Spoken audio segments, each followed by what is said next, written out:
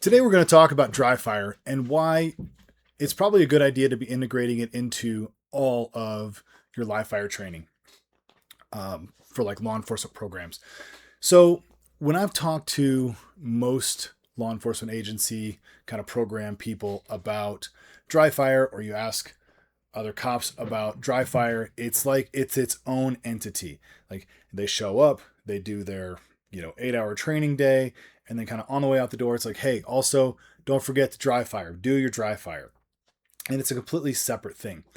The reality of that is that most cops don't really understand how to dry fire, and they're not going to try to go and figure it out on their own. They're just not.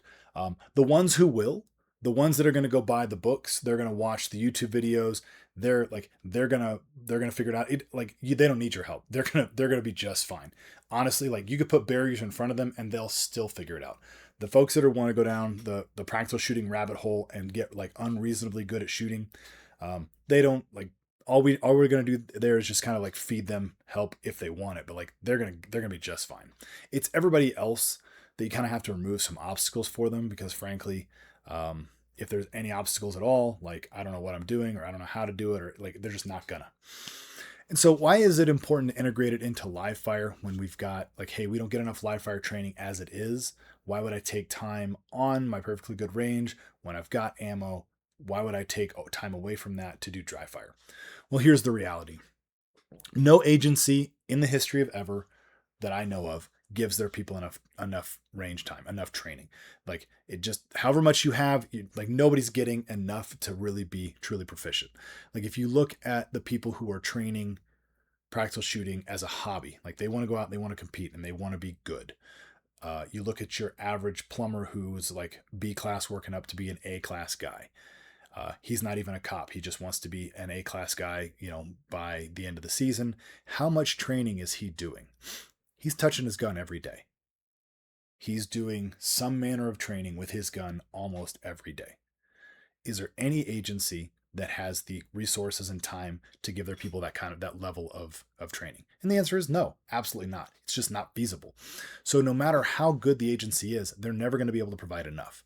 So whether your guys are getting a 10-hour range day a month, or they're getting an 8-hour in service every 6 months, or they're getting quarterly quals where they come in and shoot for an hour in qual and then go, like whatever that level is, it's not like it's great. It's great that they're getting something, but it's not enough to maintain proficiency or improve.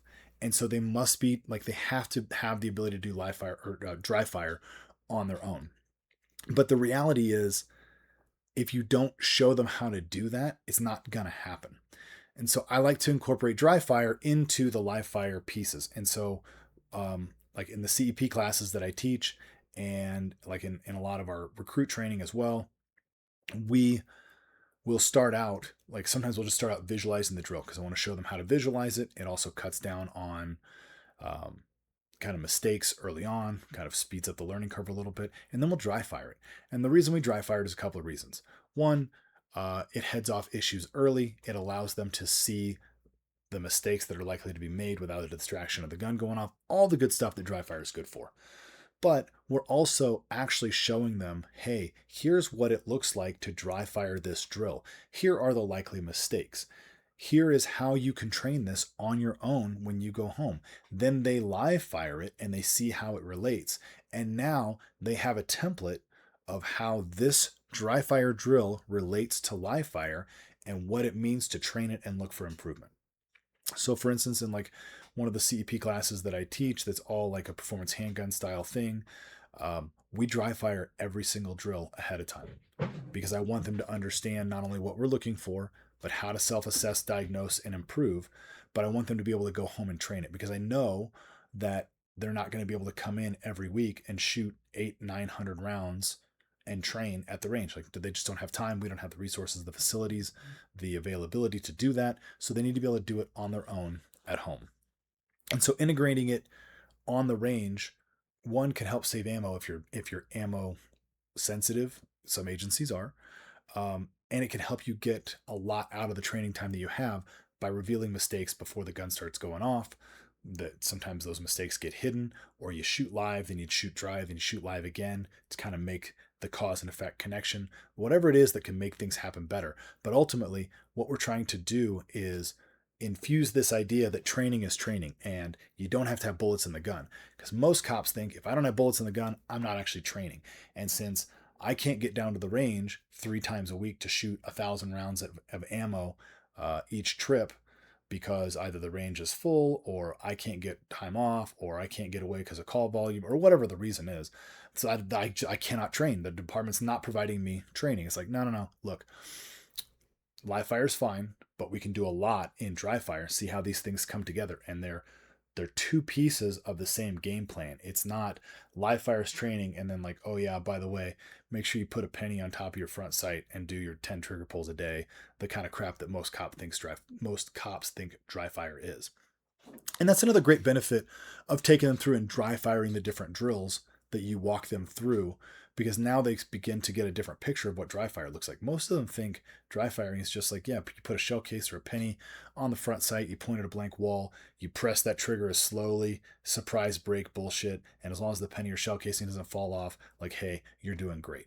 They don't really have any concept of what else it looks like. And like I mentioned earlier, they're not going to go find out on their own. Some of them don't know that there's anything else out there, and the rest of them don't care. So if you don't introduce the idea of, hey, this is what dry fire looks like, and you can do a lot of your own training on your own at home, 5 minutes a day. Like, we're not asking for a huge time commitment. We're asking you to touch it a little bit every day, sustained effort over time, a little bit. Like when you come back, for next quarter's in-service training or next quarter's qual, like let's validate all the stuff you've been working on and let's see if you're better. Like those things, I think, start to make sense to them, and it becomes more accessible. You've removed barriers. They're like, oh, okay, so it's not this big scary monster, or it's not this like just watching paint dry, boring, dull thing that they were told by some, red shirt with a terrible mustache 20 years ago. So I think integrating dry fire into your live fire program as often as possible really helps to kind of bring the concept together that like, hey, training is training, whether there's bullets in the gun or not. Training can happen all the time. Like we shoot live ammo sometimes when we're at the range. Sometimes we shoot we do dry fire at the range. When you're at home, you can dry fire, 5-10 minutes when you get home or when you get dressed or before you go into work, whatever. Like just whenever you have the gun in your hand, like knock out 5 or 10 minutes worth of trigger control at speed or transitions or draw work or short mounted movement or whatever it is. Like if you make it super accessible because they've walked through it several times before, now it doesn't necessarily become this crazy big boogeyman of a chore to do. It's just like, oh yeah, like I can knock that out just real quick while I'm getting dressed. Or hey, I'm dressed a few minutes before roll call. I'll go over to the gym, find a blank wall, and I can knock out 5 minutes of dry fire. It just becomes way more accessible. So I think building it in so that they understand, hey, the department can't give you as much training as you need. That's the reality of the situation. Even if we wanted to, which most agencies don't, they couldn't, even if they did want to. So you have to take it upon yourself to dry fire because it's the only way you're going to be proficient enough to be good as you should be in this job at the stakes and the possibilities that you might be asked to perform under. So you got to do it on your own. Have to. It doesn't matter how much training you think the department should give you. They're never going to give you enough. So here's how you fix that. And so that's why I think dry fire is important to integrate. And if you guys have got any questions on this or some thoughts, drop them down below. If you feel like doing the like, share, subscribe thing, you can do that as well.